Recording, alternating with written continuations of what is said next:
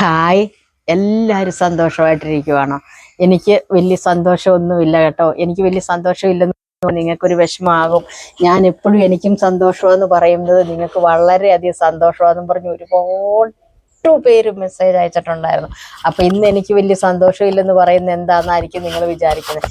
കാരണം എൻ്റെ അമ്മച്ചി എൻ്റെ കൂടെ ഇല്ലാത്തത് തന്നെയാണ് എനിക്ക് സന്തോഷമില്ലെന്ന് പറയുന്നത്. നാളെ വിഷു അല്ലേ, കഴിഞ്ഞ വിഷുവിന് എൻ്റെ അമ്മച്ചി ഉണ്ടായിരുന്നു. അമ്മച്ചിയുടെ ഫസ്റ്റിലത്തെ ഞങ്ങൾക്ക് തരുന്ന കൈനീട്ടം, അമ്മച്ചി കൈനീട്ടം തന്നതിന് ശേഷമേ പുള്ളിയാണേലും ആരാണേലും നമുക്ക് കൈനീട്ടം തരത്തുള്ളൂ. കൊണ്ടുവന്ന് ഞങ്ങളെ കണിയും കാണിച്ച് കൈനീട്ടവും തന്നിട്ടാണ് അമ്മച്ചി പിന്നെ പോകുള്ളൂ അടുക്കളയിലോട്ട്. അപ്പം ഇന്നും നാളെ അമ്മച്ചിയുടെ ആ കുറവ് എനിക്ക് സഹിക്കാൻ പറ്റുന്നതിലും അപ്പുറത്താണ്. അതുകൊണ്ടാണ് ഞാനിപ്പം പറഞ്ഞ് എനിക്ക് വലിയ സന്തോഷമില്ലെന്ന് പറഞ്ഞത്. പപ്പടം, പഴം, പായസം കൂട്ടിയുള്ള സദ്യയോ ഒന്നും ഞങ്ങൾക്കില്ല. നോർമലി ഭക്ഷണം ഉണ്ടാക്കും, അത്രയും മാത്രമേ ചെയ്യത്തുള്ളൂ കേട്ടോ. എൻ്റെ അമ്മച്ചിയും എൻ്റെ അച്ചാച്ചനും എൻ്റെ കൂടെ ഇല്ലാത്തത് കൊണ്ട് ഒരു 70 വയസ്സിന് മുകളിലോട്ടുള്ള അച്ചാച്ചനോ അമ്മച്ചിയോ ഉള്ള വീട്ടിൽ നിന്ന് നിങ്ങൾ ആരെങ്കിലും വീഡിയോ കാണുവാണെങ്കിൽ എനിക്ക് കമൻറ്റ് ബോക്സിൽ കമൻറ്റ് ചെയ്യുകയും നിങ്ങളുടെ ഗൂഗിൾ പേയോ ഫോൺ പേയോ നമ്പർ കൊടുക്കുകയും ചെയ്യണം. എൻ്റെ അമ്മച്ചിക്കും അച്ചാച്ചനും ഞാൻ കൊടുക്കുന്ന ആ കൈനീട്ടം അവർക്ക് കൊടുക്കാൻ വേണ്ടിയിട്ടാണ് എൻ്റെ വക വിഷു കൈനീട്ടം. മറ്റൊന്നുമല്ല കേട്ടോ. വേറെ ആരും അതിൻ്റെ അകത്ത് പരിഭവിക്കുകയും ചെയ്യരുത്. അപ്പം എൻ്റെ അച്ഛനോടും അമ്മയോടും ഉള്ള സ്നേഹം കൊണ്ടാണ്. പിന്നെ ഈ വർഷത്തെ സമ്പൂർണ്ണ വിഷുഫലം റെഡിയായിട്ടുണ്ട്, ചേട്ടായി റെഡിയാക്കിയിട്ടുണ്ട്. ഓരോ നാളുകാരുടെയും വെച്ച് നോക്കി സെപ്പറേറ്റ് വിഷുഫലം റെഡിയാക്കിയിട്ടുണ്ട്. നിങ്ങൾക്ക് വിഷുഫലത്തെക്കുറിച്ച് അറിയണമെങ്കിലും നിങ്ങളുടെ നാളിൻ്റേത് സെപ്പറേറ്റായിട്ട് നിങ്ങൾക്ക് അറിയണമെങ്കിലും ചേട്ടായിയുടെ ഈ കാണുന്ന കോണ്ടാക്ട് നമ്പറിലോട്ട് നിങ്ങൾ കോണ്ടാക്ട് ചെയ്താൽ മാത്രം മതി. നിങ്ങൾക്ക് സമ്പൂർണ്ണമായിട്ടുള്ള വിഷുഫലം നിങ്ങൾക്കൊക്കെ കിട്ടിയിരിക്കും. അപ്പോൾ അതിനെക്കുറിച്ച് അറിയണമെങ്കിൽ നിങ്ങൾ വാട്സപ്പിലോ നോർമൽ മെസ്സേജിലോ വിളിച്ച് ചോദിച്ചാൽ മതി കേട്ടോ. അപ്പം ചേട്ടായിയുടെ കൂടെയുള്ള കർമ്മിയോ പരികർമ്മികളോ നിങ്ങളോടെടുക്കും, സംസാരിക്കും. നിങ്ങൾക്ക് വേണമെങ്കിൽ ആ സമ്പൂർണ്ണ വിഷുഫലം ഓരോ നാളിൻ്റെയും നിങ്ങൾക്ക് അയച്ചു തരുന്നതുമായിരിക്കും. പിന്നെ ഈ വർഷത്തെ പ്രത്യേകത എന്ന് പറഞ്ഞാൽ 5 നാളുകാർക്ക് രാജയോഗമാണ്. മേടം രാശിയിൽപ്പെടുന്നവർക്ക് അവർക്ക് പ്രതീക്ഷിക്കാത്ത ധനം വന്നു ചേരും. അവരത് വേണ്ട വിധം വിനിയോഗിക്കുക. കാശ് വന്നല്ലോ എന്നോർത്തുകൊണ്ട് ദൂർത്തടിക്കാനും ധാരാളിത്തം കാണിക്കാനും നിൽക്കരുത്. ഇതോടൊപ്പം തന്നെ അവർക്ക് ചെറിയൊരു അപകട സാധ്യതയും വരുന്നുണ്ട്. അത് നമ്മൾ പറയില്ലേ, കണ്ണേ കൊള്ളാനുള്ളത് ഇങ്ങനെ പുരുകത്തേൽ കൊണ്ടങ്ങ് മാറിയെന്ന്. അതിന് ചില മാർഗങ്ങളുമുണ്ട്. അതും ഞാൻ നിങ്ങൾക്ക് വഴിയെ പറഞ്ഞു തരാം. നിങ്ങൾ വീഡിയോ സ്കിപ്പ് ചെയ്യാതെ കണ്ടെങ്കിൽ മാത്രമേ അത് മനസ്സിലാകത്തുള്ളൂ കേട്ടോ. പിന്നെ നിങ്ങൾ എന്താ ചെയ്യേണ്ടതെന്ന് ചോദിച്ചിട്ടുണ്ടെങ്കിൽ നാളെ മുതൽ നിങ്ങൾ കുറച്ച് കാര്യങ്ങൾ ഈ 5 നാളുകാർ നിങ്ങൾ ചെയ്തിരിക്കണം. എന്നാന്ന് ചോദിച്ചിട്ടുണ്ടെങ്കിൽ ഇപ്പം ഭയങ്കര ചൂട്, വെള്ളം കിട്ടാനില്ല. പക്ഷിമൃഗാദികളൊക്കെ വെള്ളവും ഭക്ഷണവും കിട്ടാതെ അലയുകയാണ്.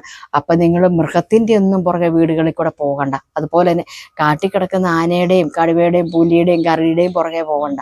നമ്മുടെ മുറ്റത്ത് വരുന്ന പക്ഷികൾക്ക് അല്ലെങ്കിൽ കയറി വരുന്ന പട്ടിക്ക്, പൂച്ചയ്ക്ക്, ഞാൻ പല വീഡിയോയിലും പറഞ്ഞിട്ടുണ്ട്, പട്ടിക്ക് നമ്മൾ ഭക്ഷണം കൊടുത്ത് വീട്ടിൽ കയറ്റി കൂടിയാൽ അത് പെലയുണ്ടേ പോകുള്ളൂ. വീട്ടിൽ കയറ്റി കൂടണ്ട. നമ്മൾ കഴിക്കുന്ന ഭക്ഷണത്തിൻ്റെ മിച്ചം വേസ്റ്റ് ബോക്സിൽ കൊണ്ട് കളയുന്നത് ഒരു പാത്രത്തിൽ വെച്ചങ്ങ് മാറ്റി കൊടുക്കുക, അല്ലെങ്കിൽ ഒരു ഇലയിൽ വെട്ടി മാറ്റി കൊടുക്കുക, അല്ലെങ്കിൽ ഒരു കവറിൻ്റെ പുറത്ത്. എന്നിട്ടൊരു ചിരട്ടയിലെങ്കിലും നിങ്ങൾ വെള്ളം വെച്ചേക്കണം. എന്നാന്ന് ചോദിച്ചാൽ ഈ പക്ഷികളെല്ലാം പറന്ന് നടക്കുക, വെള്ളം കുടിക്കാതെ പൊരിഞ്ഞ്. ആ പ്രാക്ക് നമ്മൾ ആരും മേടിക്കരുത്. ഈ പ്രാവശ്യം നല്ല രീതിയിൽ പ്രകൃതിക്ഷോഭം ഉണ്ടാകും എന്നുള്ളതാണ് ചേട്ടായി നോക്കി വെച്ചിട്ട് പറഞ്ഞേക്കുന്നത്. പ്രകൃതിക്ഷോഭമോ ദുരിതമോ ഒക്കെ വരട്ടെ, അതിന് നമ്മൾ പ്രാർത്ഥിക്കുക. നമുക്ക് വലുതായിട്ട് വരാനുള്ളത് ചെറിയതായിട്ടങ്ങ് വന്ന് തട്ടിപ്പൊക്കോളും. പ്രകൃതിയുടെ കാര്യം നോക്കട്ടെ, നമ്മൾ നമ്മുടെ കാര്യം നോക്കുക. നമ്മളത് വരാതെ നമ്മൾ വഴി മാറി നടക്കുക എന്നുള്ളതാണ്. അതുകൊണ്ട് ഈ 5 നാളുകാർ എന്ത് ചെയ്യണമെന്ന് ചോദിച്ചിട്ടുണ്ടെങ്കിൽ എന്ന് വെച്ച് കഴിഞ്ഞാൽ കോഴിയെ വളർത്തുക. അതുപോലെ തന്നെ ആടോ പട്ടിയോ, പട്ടീനെ വേണ്ട കേട്ടോ, സോറി, ഞാൻ പട്ടീന്ന് പറഞ്ഞത് ഇത് ഇടയ്ക്ക് കയറി പറഞ്ഞു പോയതാ. കോഴിയെ വളർത്തുക, ഒരു പൂച്ചേനെ കൊണ്ടുവന്ന് വളർത്തുക, ആടിനെയോ കിടാവിനെയോ ഒക്കെ വളർത്തിയാൽ മതി. അല്ലാതെ പ്രത്യേകിച്ച് വേറെ വലിയ യമഹണ്ഡം വളർത്തിനൊന്നും നിങ്ങൾ പോകണ്ട. നിങ്ങൾക്കിപ്പോൾ ഏറ്റവും സിമ്പിളായിട്ട് ഞാൻ നോക്കിയിട്ട് ഒരു പൂച്ചയെ വളർത്തുന്ന ഏറ്റവും നല്ലതാണ്.